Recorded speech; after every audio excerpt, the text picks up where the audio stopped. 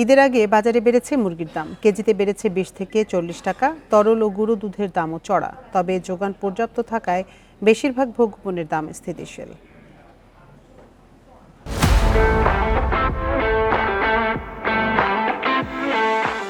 ঈদ সামনে রেখে বাজারে বিক্রি বেড়েছে সেমাই, চিনিসহ নানা ধরনের মিষ্টান্ন উপকরণের। চাহিদা বাড়লেও এসব পণ্যের দাম বাড়ার প্রবণতা দেখা যায়নি বাজারে। সরবরাহ পর্যাপ্ত থাকায় দাম আছে সহনীয় পর্যায়ে। খোলা লাচ্ছা সেমাই বিক্রি হচ্ছে 180 থেকে 400 টাকা কেজি দরে। চিকন সেমাই বিক্রি হচ্ছে 150 থেকে 160 টাকা কেজিতে। ব্র্যান্ড ভেদে 200 গ্রামের প্যাকেটজাত সেমাই বিক্রি হচ্ছে 45 থেকে 50 টাকায়। খোলা চিনি 115 টাকা ও প্যাকেটজাত চিনির কেজি বিক্রি হচ্ছে 120 টাকা। মুরগির দামটা একটু বেশি, এছাড়া অন্যান্যগুলো ঠিক আছে। ঈদ আসলে বিশেষ করে সেমাই, চিনিগুড়া, পোলাও চাল এগুলো একটু চাহিদা মানুষের বাড়ে। ওগুলো যে পরিমাণ দাম ছিল এবারে মোটামুটি এখন মানুষের লাগানোর ভিতর আছে। তবে ঈদের আগে দাম বেড়েছে তরল দুধের। গত সপ্তাহে দুধের লিটারে বাড়ে 10 টাকা।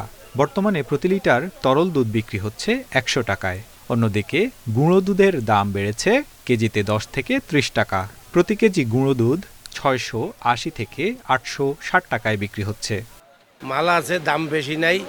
দেখা গেছে সব মালই বাজারে আছে, কোনো মালের ক্রাইসিস নাই।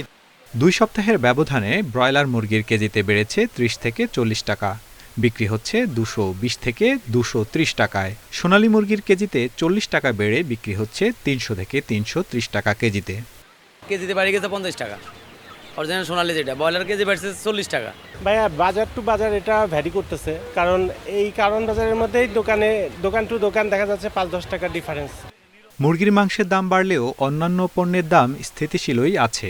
আলু, পেঁয়াজ, রসুন, আদা, ভোজ্য তেল সহ মোটা চালের দাম না বাড়লেও বাজার ভেদে কিছুটা কম বেশি দেখা গেছে। Tarek Hossain, Independent News, Dhaka.